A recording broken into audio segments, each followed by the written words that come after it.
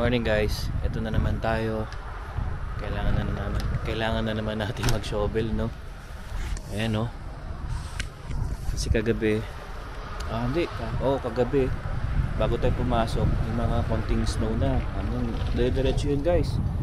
Hanggang umuwi ako ng madaling araw, pero meron pa rin siya. Kaya ito, tambak na naman, no?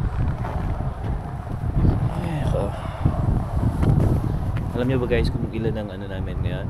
-37. Lamig. Kaya kailangan na muna natin linisan ulit ito. Yan. Kasi pagka bumaba yung temperature, matutunaw to, tapos biglang lumamig, magiging black ice. So madulas pagdadaan kami dito. Kaya parang feeling ko nga, kailangan ko nang bumili rin ng masin para mas maganda rito, mas matunaw siya agad. So lagyan natin itong camera ulit. So guys, pagpapalahin muna ulit tayo ngayon. Hirap ng buhay dito sa Canada guys pag ganito. Pag ganito lang naman guys, pag winter talagang medyo madugo talaga. Kasi kailangan pagkising mo dapat ma-shovel mo to hanggang doon sa labas. Kasi kung hindi, at once na may nadulas doon sa harapan natin, especially doon sa harapan natin, sagutin natin. Kaya linisin natin.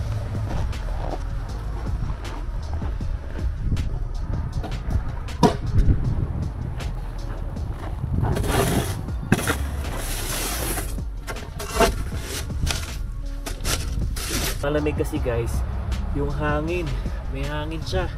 Kung pansin nyo, pag tinatapon ko yung ice, pupunta dito sa sa lugar ko.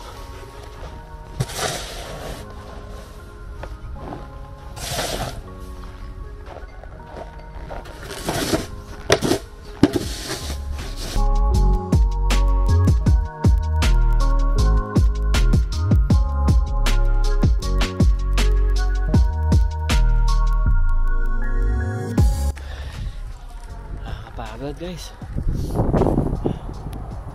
tapos sumama pa na sobrang lamig.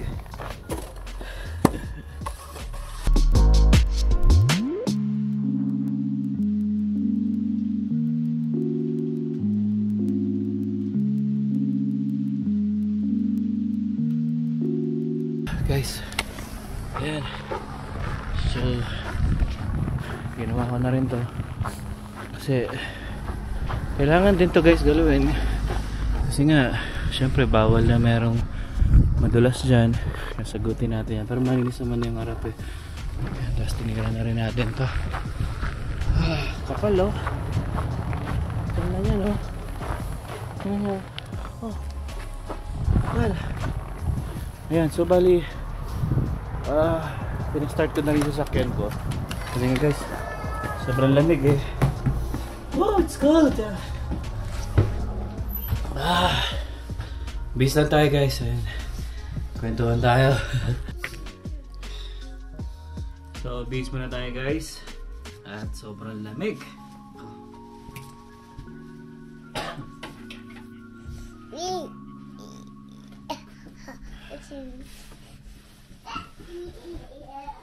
So yun guys, dito nakalagay yung mga jacket namin para paglalabas kami mas madali namin siyang makuha. Tapos yung mga toque namin at saka yung gloves nandun na rin sa tapat, dun sa gilid na yun. Tsara paglalabas tsaka pagpasok dun na lang namin iiwan. Buhay Canada. Galing naman ang asawa ko ngayon guys. Talagang pagising ko nilutuan niya na ako ng corned beef. Tapos may kanin na isa. Tapos may sangag pa. Parang nakakagulat yun Hindi. Nitong guys, nag-break si Emma. Pawala noon yan. Siya na yung nagluluto pag maga, pagigising ako. Siya na yung nagsasaing. And yun. At naman, nakakatuwa din kasi pag wala nga siyang ginagawa, yan. Siya na yung nagluluto. Kasi ako talaga guys, gusto ko talaga ako yung nagluluto. Pero hindi ko sinabing hindi masarap magluto si Emma. Wala ako sinabi. Masarap naman magluto si Emma. Yan. Minsan lang, kukulangan lang sa asin, ganun. Pero madali na ma-remedyohan yun. Kasi parang Ayaw niya rin kasi na masyadong maalat kasi nga ano siya. Kasi meron siyang kidney stone dati. Pero matagal na, hindi pa kami nun that time. So siguro para maano rin, maiwasan din syempre. Pero konti lang naman dinadagdag ko. Hindi naman sobrang alat na yun. Siya nga pala guys, no? January 11 nga pala ngayon. So ano lang guys, na yung araw kasi na 11, yun yung time na umuwi ako ng Pilipinas. I mean, yun na yung time na nakita ko si Mama sa Pilipinas, sa Mindoro. Kasi 11 ako nakarating ng Mindoro nun eh. So parang naalala ko lang si Mama agad. Ayun, parang nakakalungkot lang. Kasi sa mga ganitong panahon guys, ayun o, diba, tahimik. Dalawa lang kami ni Zion. Si Emma nasa school pa. Susunduin natin siya mamaya. Sabi niya mga 5:15 daw.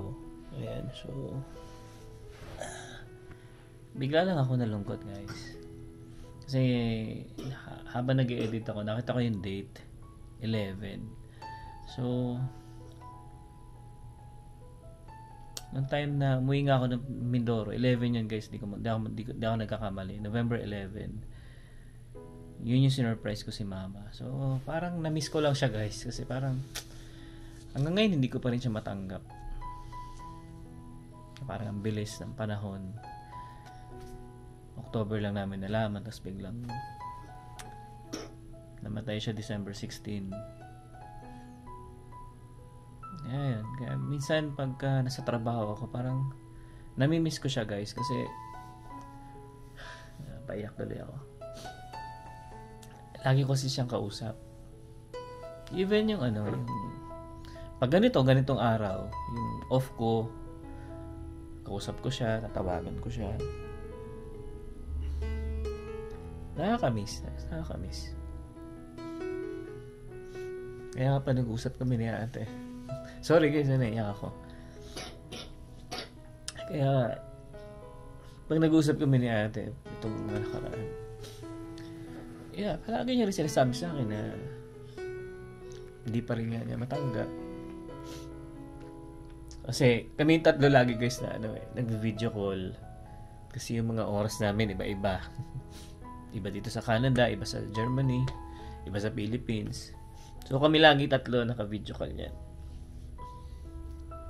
Kasi wala kami pinapalampas na araw o gabi kung ano mang oras yun na makausap si Mama. Kasi nag-iisa lang si Mama sa bahay. Yung kapatid ko namang babae, yung pangatlo, ganon-ganon kasi yun.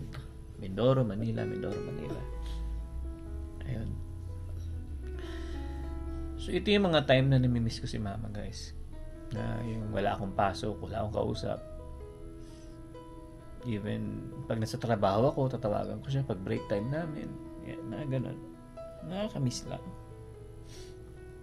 Kaya sobrang pa rin, hindi pa rin siya mawala sa akin talaga. Even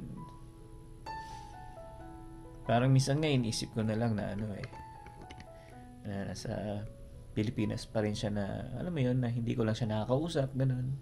Pero kasi guys, hindi ganun yung nangyari. Halos every night, every day ko talaga siya kausap. Pag alam ko naka-online siya sa Facebook, tatawagan ko yan. Pakita ko lagi si Zion sa kanya. Tuwang-tuwa kasi kay Zion yun. Kasi only a Prado to si Zion. Kumbaga, siya yung makakadala ng apelyido namin na Prado. Yan. Kaya yun guys, naalala ko lang na 2 months na nung time na una ko makita si Mama. Kasi November 11 nga ako nakarating nun ng Mindoro. Kaya yun, bigla ko lang siya na-miss. Nakakalungkot na sobrang bilis ang panahon. Kaya nga guys, nung gumawa ako ng video niya, yung mga pictures, mga ganyan, slideshow niya, habang ginagawa ko yun, naiiyak ako. Pero ngayon, parang ayokong tignan yung ginawa ko kasi naiiyak lang ako. Marinig ko lang yung tugtog, parang nalulungkot ako, naiiyak ako.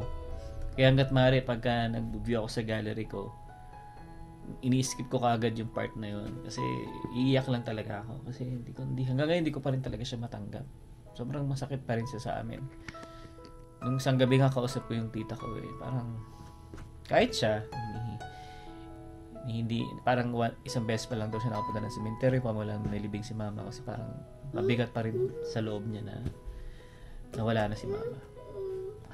Kaya kanina ba nagsushowbill ako, medyo nalulungkot lang ako kasi nga ganun yung panahon, matamlay, hindi ka makalabas, sobrang lamig, lalabas ka man kailangan sandamakmak na patong yung damit mo. So parang nakakatamad na, di ba? Pero kapag kailangan talaga lumabas, especially pag mag-grocery kami, talagang no choice, bibili talaga kami. Lalabas talaga kami. Ano 'yan? Bed. Dito ka. Ayan. Sa akin kasi gusto niya bed higa siya dyan. Dali, gana. Dali, nag-vlog si daddy kumot.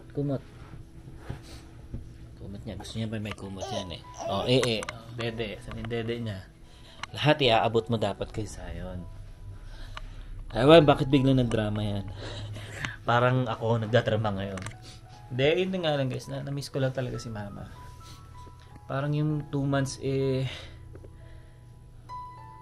parang kailan lang, no? Yung sinurprise ko siya hindi niya talaga alam na ang lakas-lakas pa ni mama nun. Kaya pagka pinapanood ko yung video namimiss ko siya. Kahit pag nakikita ko yung mga pictures niya doon sa cellphone ko, namimiss ko siya. Kasi guys, talaga si mama, pamulat sa pool talaga. Kahit nung magkasama na kami ni Emma, never kung hindi tinawagan. Talagang lagi ko siyang kinakausap, nakakamusta ko, kung ano ginagawa niya, kung kumain na siya. Dati pa yun guys, nung bago kami magsama ni Emma, as in, basta lahat hanggang sa ngayon talagang, hanggang sa nung huling niya, lagi ko siyang kausap talaga. Never na hindi ko siya tinawagan talaga. Kaya minsan pagka 2 days na or 2 nights na wala akong tawag, siya yung tatawag, ganyan, mangangamusta. Kasi siyempre guys, busy din ako that time. Yun yung time na dalawa yung trabaho ko. So pagdating ko sa bahay, pagod na rin. Pero kinabukasan yung paggising ko, tatawagan ko talaga agad yan. Matik yan. Basta alam kong gising at alam kong online siya sa Facebook. Kapag buhay pa yung mga magulang natin, dapat talaga mas mahalin natin ng sobra. Bigyan natin ng time kahit na may pamilya na tayo. Huwag natin silang kalimutan, kasi isa lang ang buhay natin. Alam naman natin guys na lahat doon ang punta natin. Kaya hanggat maaga pa, hanggat bata pa ang mga magulang natin, baka spend natin yung time. Kaya buti na lang din kami guys, as in kaming family, talagang lahat kami close talaga kami lahat.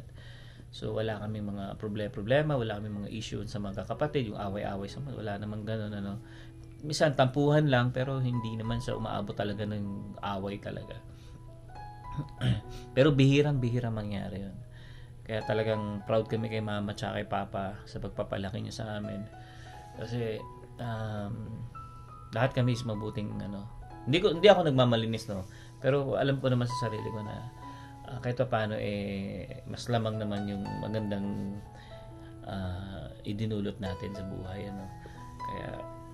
kaya talagang thankful kami kila mama kay papa kasi unang-una hindi kami pinabayaan, talagang inalagaan kami, pinalaki kami ng maayos. Kaya proud kami sa kanila, sobrang proud kami.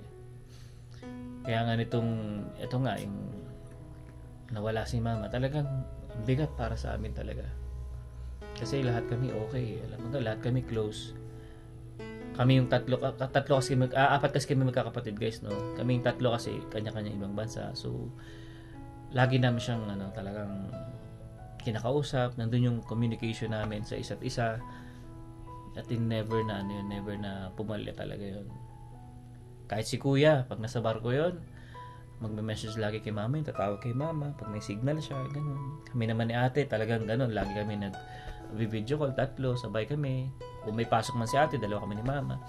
Ayan, so yun nga guys, no, talagang nakakamiss lang. Nakakamiss yung itatawagan ka, tapos sasabihin niya agad sa'yo, anong balita, mga ganun, nakakamiss. Ay, nako. Ganun talaga ang buhay guys, no? Kaya ngayon nga guys, napayo ko na lang din sa inyo. Talaga mas mahalin natin yung mga magulang natin. Bigyan natin ng time, kahit busy man tayo, kahit papaano.